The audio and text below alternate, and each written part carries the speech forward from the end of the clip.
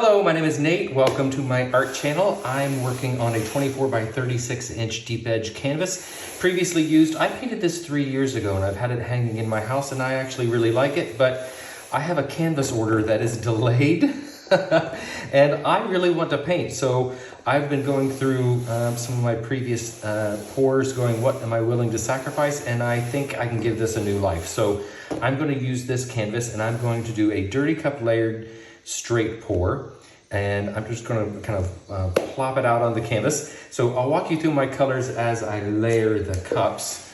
24 by 36 inch canvas needs at least 32 ounces or 30 ounces of paint. So I'm going to start with my cloud mix. This is equal parts TriArt satin enamel and Artist Loft soft body white, and I'm going to pour all 20 ounces of this, trying to get even amounts in each cup, and doesn't have to be exact, but I think that's pretty close. And then for my colors, I'm working in the blues, violets, and red range. So my first color I'm going to put in is Amsterdam ultramarine violet.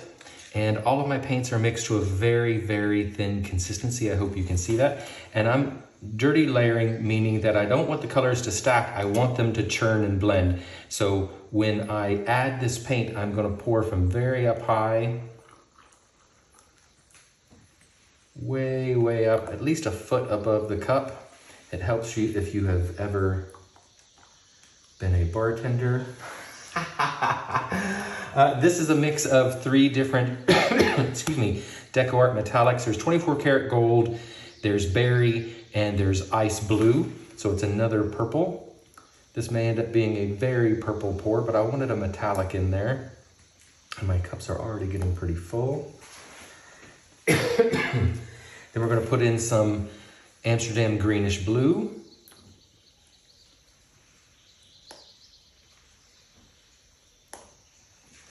Pouring from up high so they churn. And then I have some, this is Artist Loft Bordeaux Red. Pouring from up high, getting some interesting reactions already. With this red in there, I'm sure because we're churning, we're forcing interaction between these colors. So that's going to turn a little pink. The blue is going to mix with the red and give me more purple. So this is going to be a very purple painting, and I'm okay with that. So now I'm just going to plop it onto the canvas.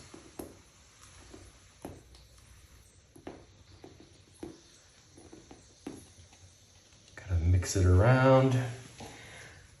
At my retreat in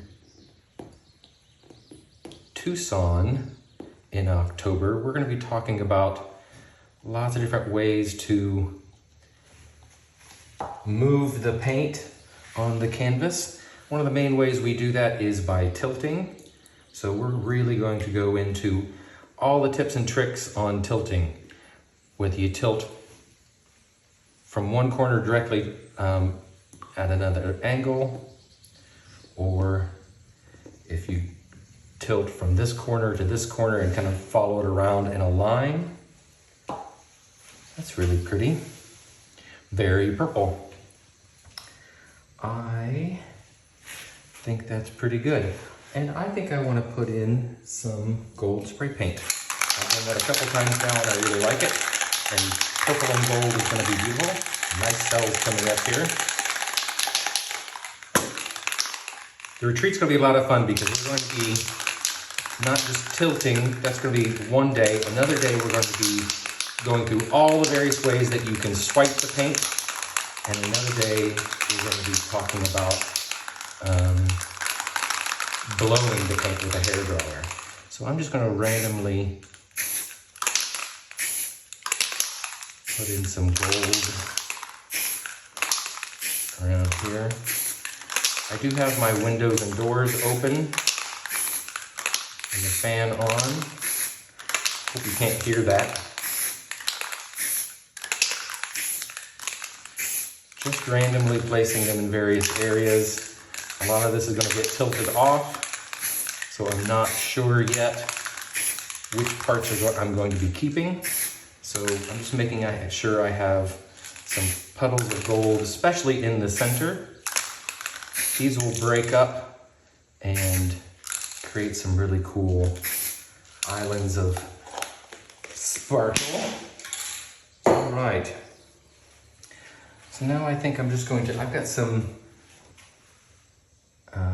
filtered table scrapings here. I'm just going to pour that around. This will help me and my composition. I can choose my composition by having a little extra paint on the canvas. There we go. And now we can tilt. I did just mix up these paints, so they're going to be lots of air bubbles. I'm okay with that. I'm integrating these puddles just by tilting it around in a bit of a circle first and making sure the weight of the paint is where I want it. And then we're just gonna walk it down. This paint moves very quickly because it's thin consistency. So we're going to walk that down to this corner, like so, and pull it back right to the center.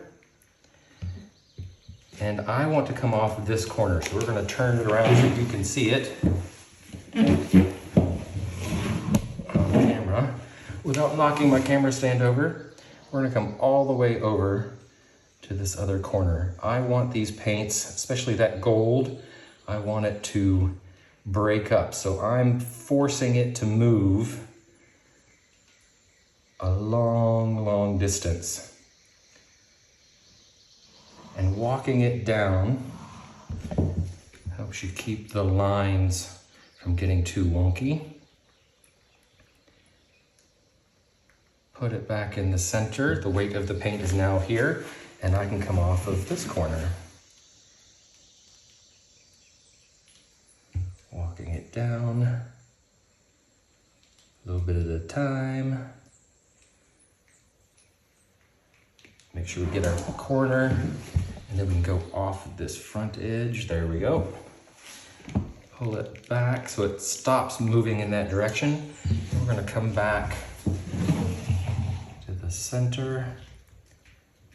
I didn't get this edge, so we're gonna come off this way. Nice. Ooh, I like how this section right here has a motion. When I tilt this back the other way, it's gonna give me a really cool stretch. I was worried I was gonna lose a lot of my blue in the blending, but there is lots of blue, so I'm happy about that. The blue is very visible. So now we're gonna walk it back down to this final corner.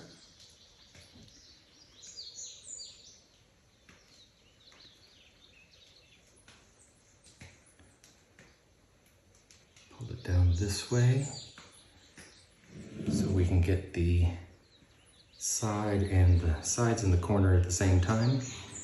Come down this way. Sorry if I'm off camera a little bit.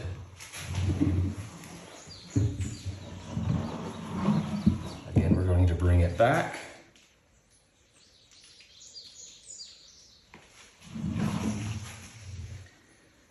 Put the weight of the paint where I want it, and then tilt off that last edge. Bring it back. And then we decide there's enough paint on here that I can choose to lose something. And I think, I don't want to point at it because I'm going to drip, but all of this right here, I'm happy to lose. So I'm going to stretch straight down that direction.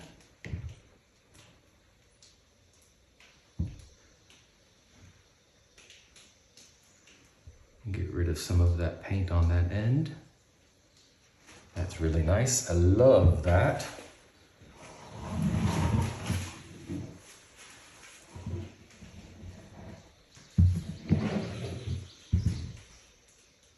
And put that, center it a little more so this edge stretches out.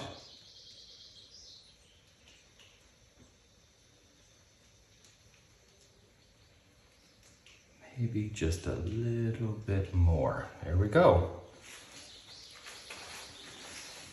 Actually, I'm gonna come back down this direction. There we go. Very cool. Okay, let me bring you in for a close-up. Okay, here is the wet result. I think this turned out beautifully. Very soft, but vibrant at the same time. I love the way that gold breaks up. Can you see that?